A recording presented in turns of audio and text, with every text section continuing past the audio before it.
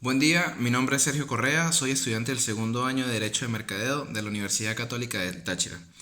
Y hoy les vengo a hablar sobre el derecho mercantil, sobre sus fuentes y sobre el acto de comercio.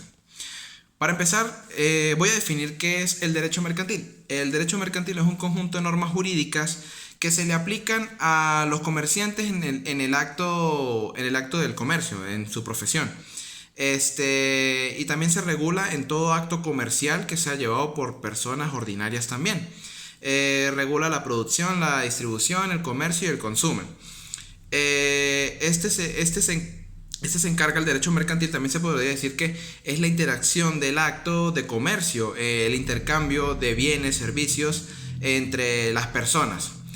Se dice que hoy en día el derecho mercantil tiene un punto de vista objetivo que son las personas que se dedican como profesionales en el comercio. El nombre serían comerciantes y una parte de teoría subjetiva que serían las personas ordinarias o las personas que realizan comercio pero no precisamente es su profesión. Como nosotros hoy en día, pues cualquier persona puede realizar comercio sin necesidad de dedicarse a ello. Para hablar de derecho mercantil, podemos iniciar, tocar su historia o sus inicios, su origen. El derecho mercantil, se podría decir que inició en la época primitiva o cuando el hombre era primitivo, en la edad primitiva, cuando realizaba trueques, que el trueque es un intercambio de un bien o servicio o entre dos personas que se intercambian con la finalidad de obtener algo del otro. Eh, Cuando también avanzando la historia de la humanidad nos encontramos con la antigua. En la antigua grandes civilizaciones empezaron a dar sus aportes en la parte mercantil, como lo fue Babilonia con su código Hammurabi. Se cree según los estudios fue hecho en los años 2000 a.C. y se encontró hasta 1902, en el cual se consiguen leyes mercantiles, actos de comercio, se consiguen préstamos, se consiguen un montón de es un código bastante bien estructurado.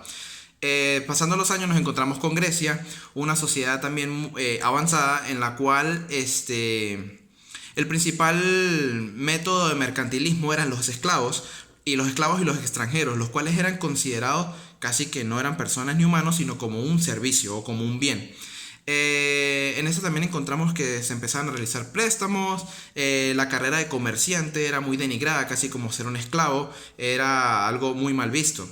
Después, con el pasar de los años, nos encontramos con Roma, el Imperio Romano, el más grande de Europa, del cual se podría decir que fue la mayor potencia en cuanto a desarrollo en la sociedad, desarrollo mercantil, en cuanto a poderío. Era un imperio muy poderoso en las armas, que siempre quería expandir más sus riquezas y expandir su poder.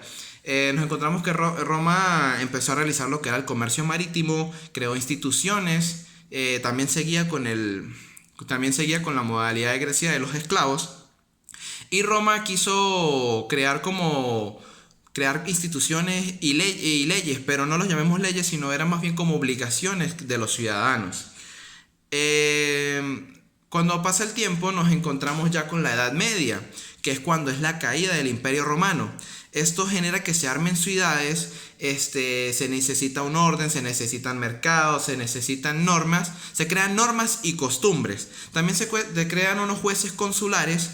Debido a esta gran desintegración, los jueces consulares mantenían un orden como en las sociedades que se fueron segregando. Entonces las personas se fueron uniendo en sociedades más pequeñas para tener un mayor control, y así existía un mayor mercado o un mayor interacción entre las personas, con el fin de obtener el trabajo de otras.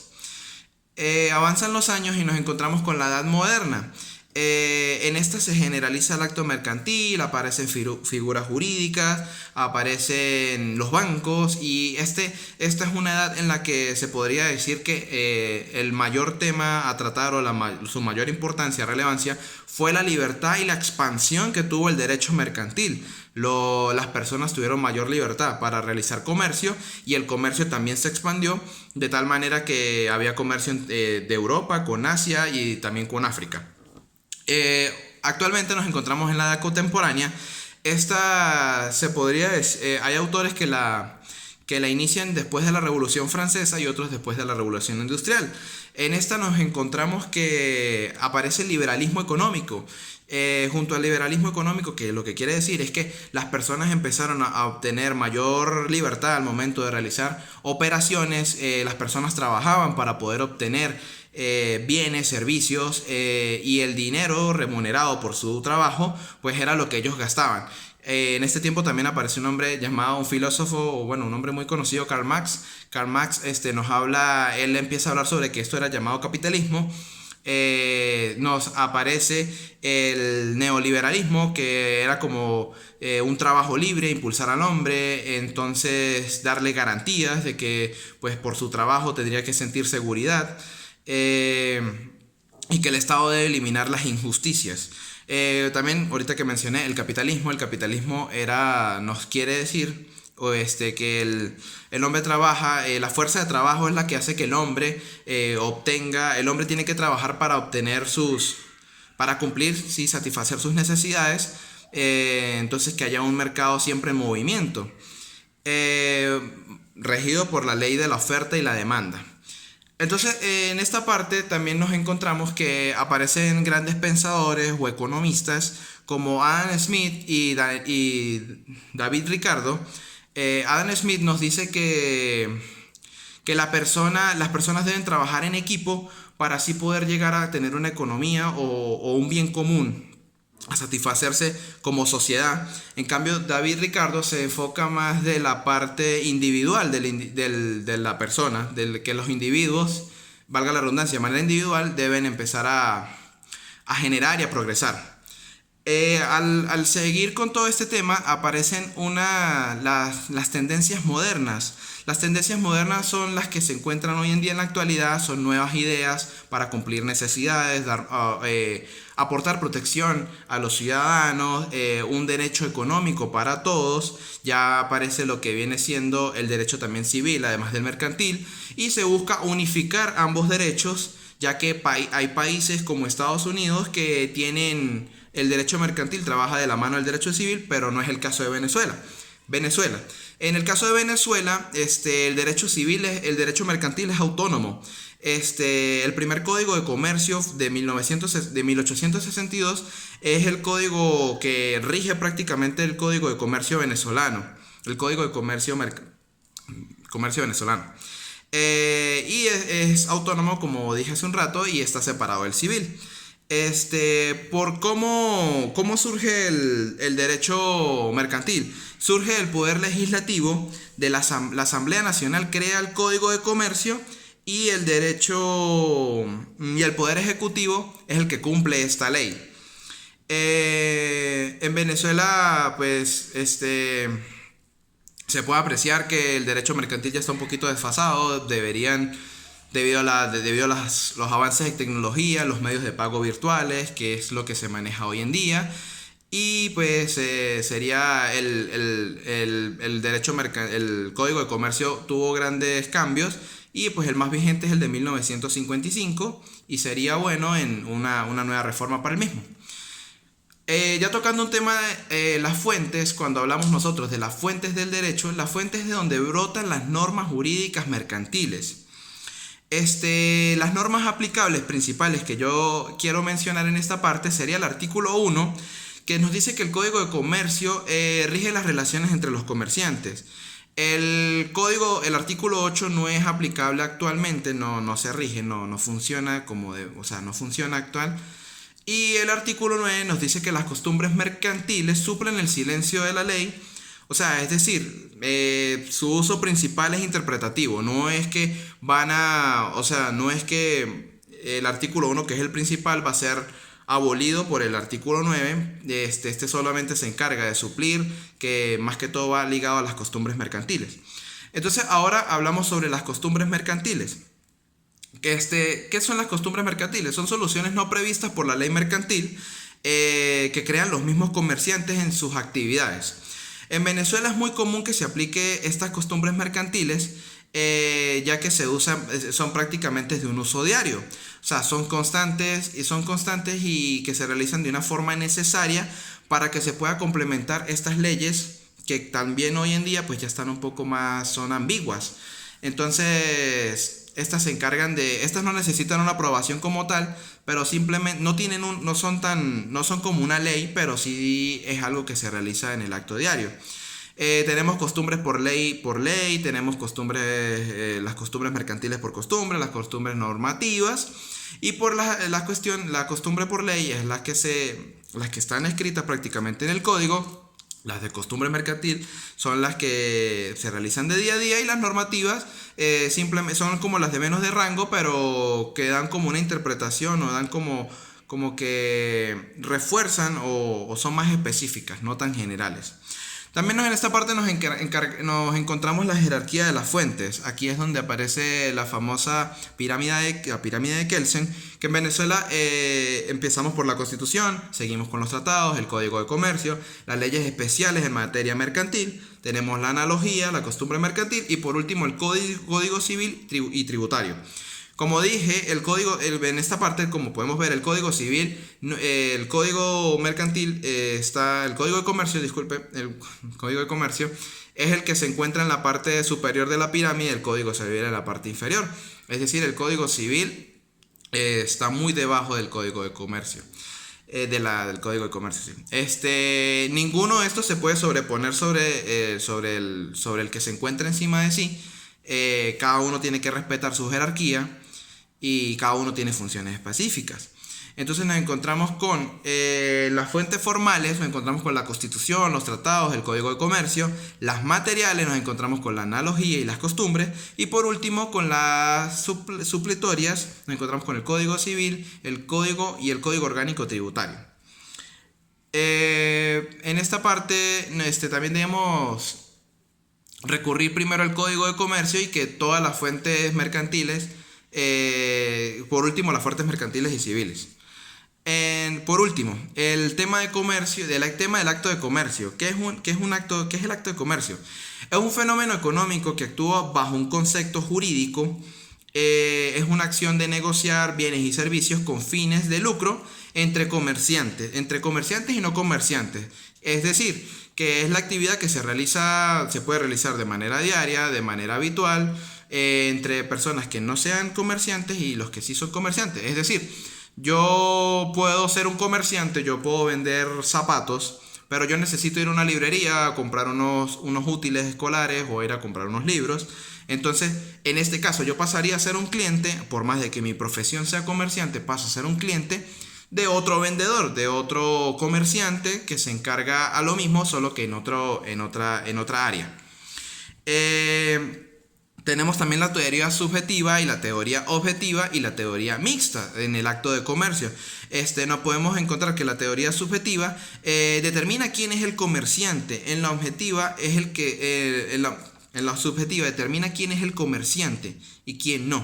O sea, quién realiza esto de manera profesional o es su carrera de profesión, y quién simplemente lo realiza como una venta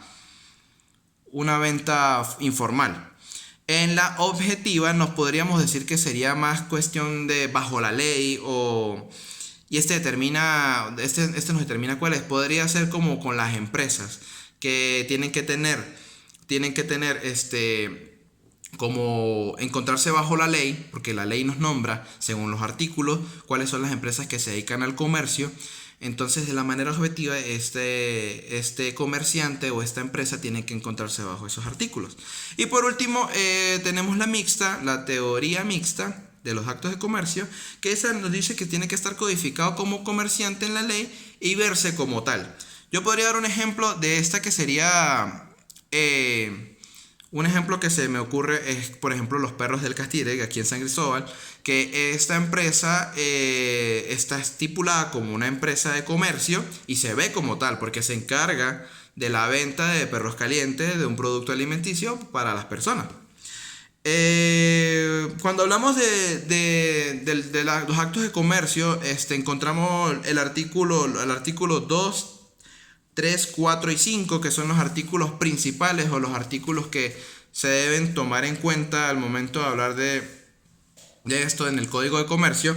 Entonces nos dice que el artículo 2 es el que nos dice las profesiones que se encarga cada persona. Las personas que se encargan del transporte, las personas que se encargan de la salud, las personas que se encargan de la protección, las aseguradoras, los bancos. O sea, son todas estas personas profesionales que se dedican al comercio y que se encuentran estipulados en este artículo número 2.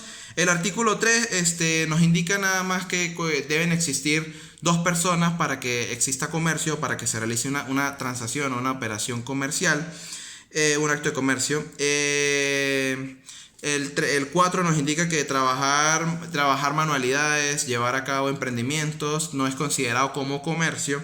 No es por ejemplo, yo le puedo preparar pasteles o le puedo preparar bocadillos a una empresa transnacional o una empresa grande, pero yo igual no me puedo considerar como comerciante, como esa no es mi profesión. Y por último tenemos el artículo 5, que nos indica que las reventas no son actos no se puede considerar a una persona como comerciante si realiza reventas. La reventa no está vista como un acto de comercio discretamente o sea, si es legal, es lícito, pero no se ve una persona que se realice a revender, no es considerado un comerciante. Sería todo en conclusión, podemos ver que el derecho mercantil desde su inicio de la sociedad siempre ha sido necesario. Las personas siempre hemos tenido la necesidad de realizar intercambios, de comprar servicios, de obtener servicios para satisfacer necesidades y también para satisfacer la persona en sí misma. Hemos visto que en el avance de la sociedad nos ha involucrado la parte social, política, también la religión. Debido a que algo que se me olvidó mencionar, debido a que en la Edad Media fue cuando ocurrieron las cruzadas, cuando estos países o estas civilizaciones empezaron a crear riquezas mediante las guerras y el poder, y en esto se puede reflejado que también estuvo presente la Iglesia católica, la Iglesia cristiana.